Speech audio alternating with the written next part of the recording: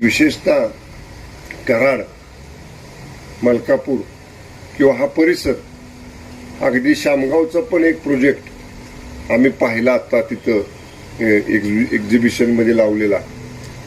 साधारणतः 15 किलोमीटर अंतर कराड शहरापासून आहे आणि तिथे अत्याधुनिक बिल्डिंगचं टेक्नॉलॉजी, कन्स्ट्रक्शनची टेक्नॉलॉजी आपल्याकडे सुद्धा आलेली आहे. ते अशी एक्सपो बघितल्यानंतर लक्षात येतं.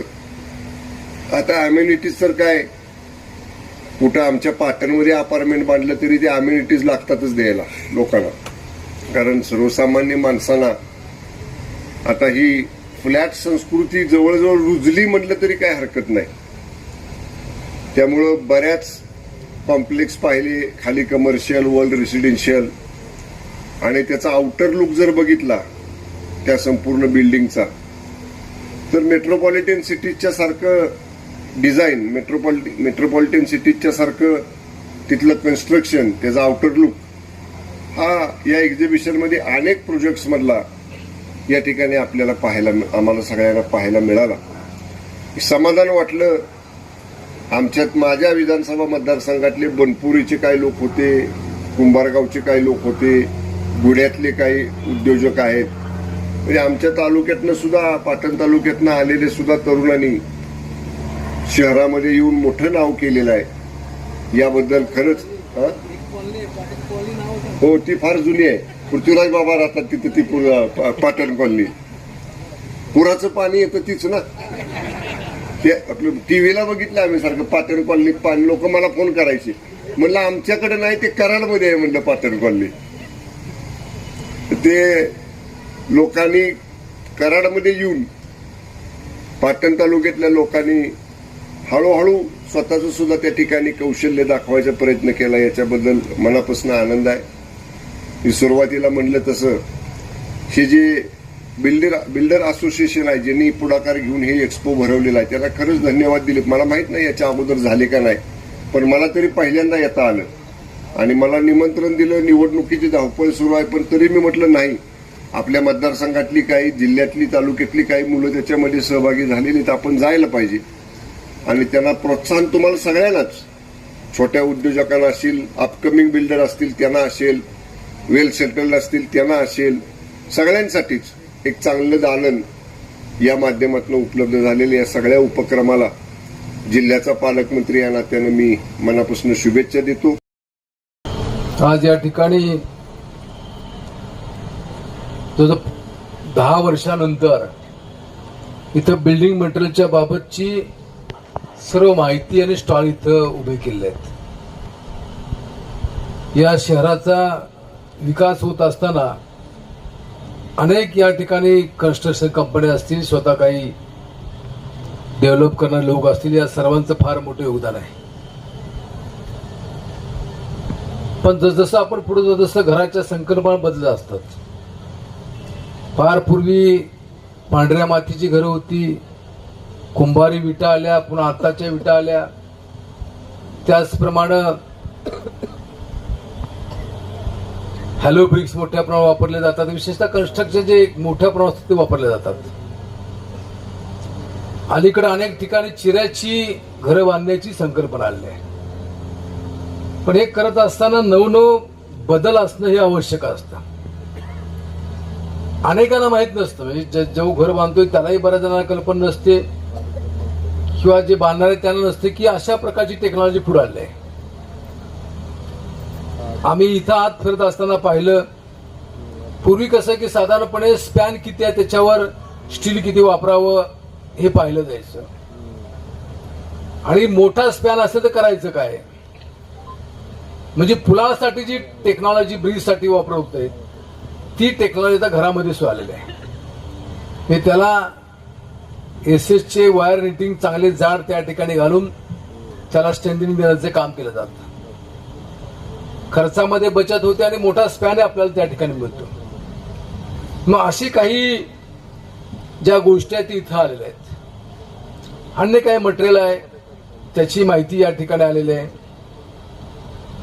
त्याचप्रमाणे इथं काही ज्यांनी स्वतःचे प्लॉट डेव्हलप करतायत, भागीदारीमध्ये डेव्हलप करतायत, त्यांनी सुद्धा इथे एक्सपो ठेवलेला आहे की ग्राहकांना कळलं पाहिजे की बाबा इथं कशा प्रकारचं काम चालतंय किंवा इथं आपण कुठं फ्लॅट घेऊ शकतो, कुठं रो बंगला घेऊ शकतो, हे इथं चांगली सोय त्या निमित्तानं झाली आहे.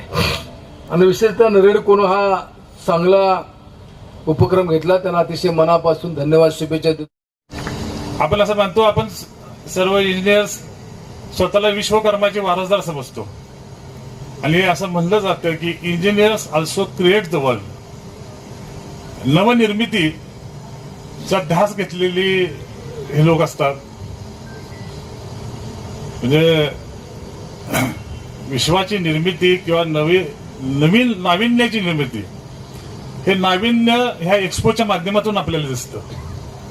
आज या रिअल इस्टेट असेल,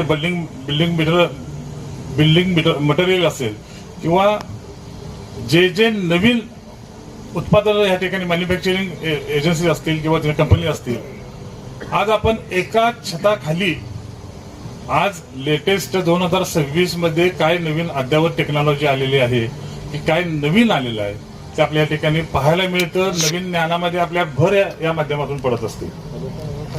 आज जो बिल्डर असेल, जो रिअल इस्टेटचं काम करत असेल, जो आर्किटेक्ट असेल किंवा जो सर्वसामान्य ग्राहक असेल, या सर्व ग्राहकांना या ठिकाणी नवीन आपलं काय आहे आपल्याकडं ते दाखवण्याची संधी उपलब्ध होती.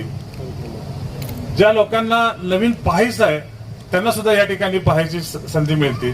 आणि ग्राहकाला आपल्याला आपल्या स्वप्नातलं जे घर असतं किंवा एखादा कमर्शियल साईट असेल, व्यवसाय करायचं एखादा ठिकाण असेल, त्यांचं ते स्वप्न आदर्शवत असं स्वप्न कसं पार पडेल आणि त्यासाठी काय केलं पाहिजे ह्याचा इच्छित मार्ग सुद्धा या ठिकाणी मिळत असतो. त्यामुळं असे एक्सपो ही काळाची असलेली गरज आहे. सगळ्यात पहिल्यांदा मला मान्यवर लोकांनाही सांगावं लागेल की नरेडको म्हणजे काय, कारण कराडमधली नवीन संस्था आहे. याच्या अगोदर कराडमध्ये ज्या संस्था आहे त्याची कल्पना लोकांना होती. NAREDCO national real estate development council ही संस्था कुठलीही असोसिएशन नाही, हे मला पहिल्यांदा क्लिअर करावं लागेल. कारण असोसिएशन ही जनरली धर्मादाय आयुक्ताकडे रजिस्टर केलेली एक संस्था असते आणि शक्यतो बऱ्याच संस्था ह्या स्वतः तयार केलेल्या संस्था आहेत. परंतु ही जी संस्था आहे, ज्याला आपण संस्था म्हणतोय पण ही ऍक्च्युअली काउन्सिल आहे, परिषद ज्याला म्हणतो आपण, ही केंद्र शासनानं स्वतः 1998 मध्ये ज्येष्ठ विधितज्ञ राम जेठमलानी जे त्यावेळचे युनियन मिनिस्टर होते त्यांच्या अध्यक्षतेखाली ही संस्था किंवा ही कंपनी फॉर्म केलेली होती. बांधकाम क्षेत्रामध्ये म्हणजे रिअल इस्टेट सेक्टरमध्ये सगळ्यात मोठा व्यवसाय किंवा रोजगार संधी निर्माण होतात आणि GDP इन्क्रीजसाठी सगळ्यात जास्त कॉन्ट्रीब्युशन देशात कोणाचं असेल तर रिअल इस्टेट सेक्टरच आहे. आणि त्यांच्या पॉलिसी मेकिंगमध्ये त्यांना बरोबर घेऊन काम करणं गरजेचं आहे. हे त्यांच्या लक्षात आल्यानंतर केंद्र शासनाच्या मदतीनं त्यांनी तमाम भारतातील जे मोठे बिल्डर्स होते त्यांना घेऊन ही संस्था फॉर्म केली की त्यांच्याकडून काय प्रॉब्लेम्स आहेत, काय अडचणी आहेत हे जाणून घ्यावं आणि त्यांच्या पद्धतीनं त्यांना पॉलिसी मेकिंगमध्ये स्थान द्यावं. परंतु फक्त भारतातील तमाम मोठेच उद्योजक असल्यानं किंवा मोठेच बिल्डर असल्यामुळं संस्थेची वाढ तशी विस्तारली नाही, कारण ते सगळे लोक बिझी. परंतु 10 वर्षापूर्वीच के रहिजा नावाचे भारतातले जे प्रचंड मोठे बिल्डर आहेत त्यांनी दुसरे भारतातले मोठे बिल्डर म्हणजे निरंजन हिरानंदानी यांच्याशी गाडी घेऊन सांगितलं की रूट लेवलला आपण फक्त ठराविक जण आपले मोठ्या बिल्डरांचे प्रॉब्लेम सांगून चालणार नाही, तर छोट्या शहरातल्या लोकांचे पण बिल्डरांचे प्रॉब्लेम आहेत त्यांना घेऊन काम करूया. साहेब, फक्त लग्न करताना बिल्डर आहे त्या शब्दाचा फायदा होतो, म्हणजे मुलगा बिल्डर आहे म्हणलं की मुलगी मिळते, हे सोडून समाजात बिल्डर लोकांना प्रतिष्ठित शब्द वापरला जातो, प्रतिष्ठित. परंतु आज माझ्या बिल्डरांची अशी अवस्था आहे, म्हणजे सगळेच व्यासपीठावरचे मान्यवर आहेत, माझी त्यांना विनंती आहे, मी काय म्हणतो नीट ऐकावं. बिल्डर तुमचा प्रतिष्ठित आहे, परंतु आज त्या बिल्डरला प्रत्येक सरकारी ऑफिसमध्ये जाऊन इतक्या चक्रा माराव्या लागतात की तो बिल्डर आहे का कामगार आहे अशी अवस्था झाली तो फिरत असताना. आणि असे प्रश्न समजा काही लोकांना मांडता आले नाहीत, या विचाराच्या अनुषंगानं आपण धाडसी मतानं ही विषय मांडू शकतो अशी विचारधारणा झाल्यानंतर आम्ही काही समविचार लोकांनी ही वेगळी संस्था फॉर्म करून नरेडको कराडचं नाव देऊन याच्या अंडर आम्ही काम करायला सुरुवात केली.